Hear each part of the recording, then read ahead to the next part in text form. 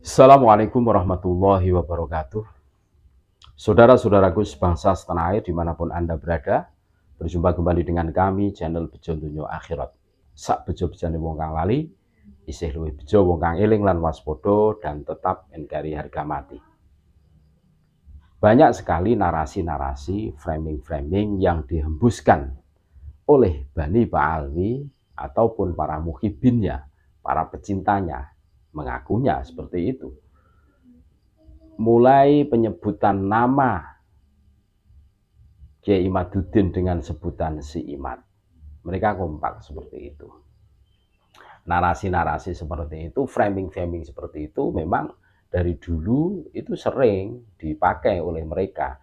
Dan ini bukan rahasia umum lagi.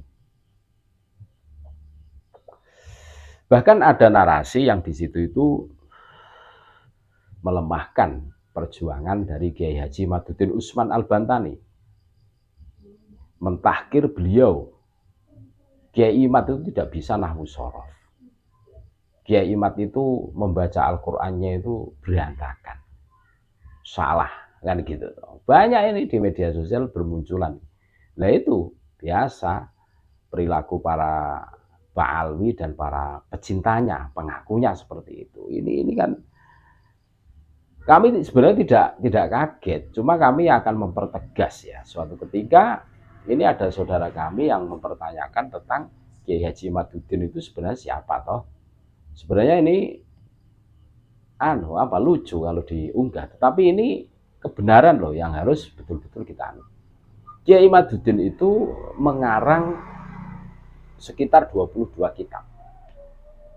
Termasuk mensyarai kitab Alfiyah, mensyarai kitab Juan Maknun, banyak sekali karya-karya tertulis beliau. Nah ini menunjukkan beliau itu bukan kaleng-kaleng. Nah kita dengarkan percakapan saudara kami pada saat mewawancarai Kiai Haji Imaduddin Usman Al-Bantani, kan gitu. Kita dengarkan. Kiai Imad ini yang menarik. Mohon maaf, biar ini semuanya jelas. Karena begini, saya punya kawan banyak di sana gitu, termasuk alumni Beringin Agung itu. Ada juga orang sini yang mungkin di sana. Alah, coro bahasane Jawa itu, Kiai Imad itu telek, gak gutak nahu sorop kayak gitu. Mohon maaf ini ya. Saya mendekat kan gen, iya yo, gen pelong gitu loh. Konco-konco sini bantu gen ngrungokno, mungkin dia penasaran kan. Sebenarnya Kiai Imad ini cara mondok nang ndi sih? Biar jelas, karena nanti kan lama-lama terkuak. Soalnya neng kono gitu, bantai tonggone dhewe, aremok loh. Sama seperti saya dulu. Alah, walau ya kok goblok, gak iso ngopong-ngopong gawe pondok gitu. Gak tau mondok. Lah ketika teman-teman saya mondok di Beringin Agung datang ke sini, melongo sing ngelokne ngono. Lah ini tolong, Kiai Imad dulu mondok di mana? Nanti kan lama-lama tahu biar jelas gitu. Ya, kalau apakah saya bisa nahu sorab? Lihat saja buku-buku saya bahasa Arab di Maktabah An-Nur. Ada 22 kitab saya di Maktabah An-Nur. Itu ada di Emirat Arab. Saya mengarang kitab tentang nahu sorab, nahu itu kitab Amil, Sarah Alfiyah. Alfiyah itu yang diaji di Jawa Timur sebagai kitab nahu paling tinggi. Saya sudah sarahin dan sarahnya bisa di-download di maktabahanur.com, di arsip ORG, dan bisa beli dan bisa diteliti mana yang salah. Itu dalam kitab nahu. Dalam usul fikih saya ngarang talkhisul khusul dalam usul fikih. Dalam kitab Qawaid al-Fiqhiyah saya mengarang Al-Jalaliyah fil Qawaid al-Fiqhiyah. Dalam kitab Balaghah saya mengarang Syarhul Maimun fi Syarhi Al-Jawharil Maknun.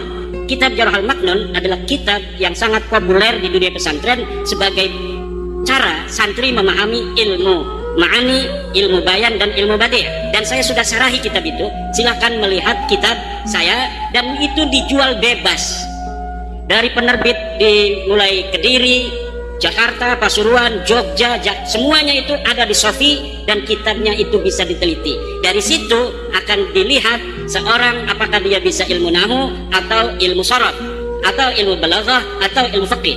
Nihayatuz Zen, kitab Syekh Nawawi sudah saya syarahi dalam kitab Al-Muktafi, dan kitabnya bisa di-download siapa saja di internet. Lihat saja sarah Nihayatuz Zen Imaduddin Usman Al-Bantani, karya Syekh Nawawi itu sudah saya syarahi. Nama kitabnya Al-Muktafi fi Syarhi Nihayatiz Zaini li Syekh Nawawi At-Tanara Al-Bantani. Oke. Dan beliau juga menjelaskan beliau mondok di mana saja, terus guru-guru beliau itu siapa saja. Beliau dengan tegas, tandas menjelaskan kepada kita semua, biar orang-orang yang nyinyir, mentahkir beliau seenak semaunya sendiri, ini betul-betul memperhitungkannya. Yang kalian nyinyirin, yang kalian tahkir itu bukan kaleng-kaleng. Apa kita bisa melalui level seperti Kiai Imad yang beliau sampaikan, kan gitu toh berpikirnya. Sampai Juman itu puluhan tahun mondok di pesantren.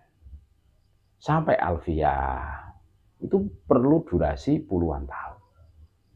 Makanya ini pesan untuk kalian yang nyinyir kepada Kiai Haji Imaduddin Usman Al-Bantani, kalian itu punya otak, berpikirlah.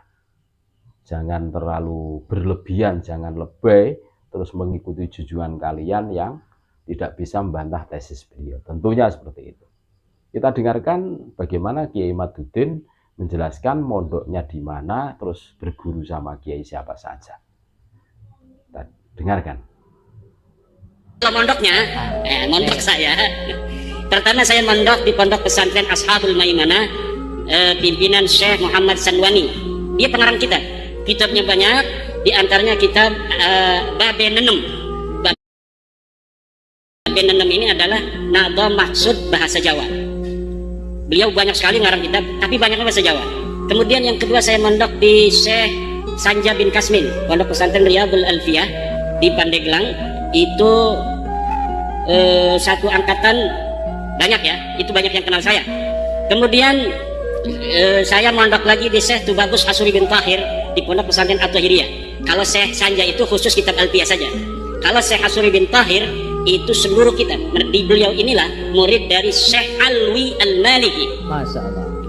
Beliau Syekh Hasuri Tahir ini selain berguru kepada Syekh Alwi Al-Maliki, juga berguru kepada Syekh Hasan Al-Masyar, Syekh Yasin Al-Badan, Syekh Abdul Qadir Al-Mandaili, dan kitab-kitab yang lain itu di Taif.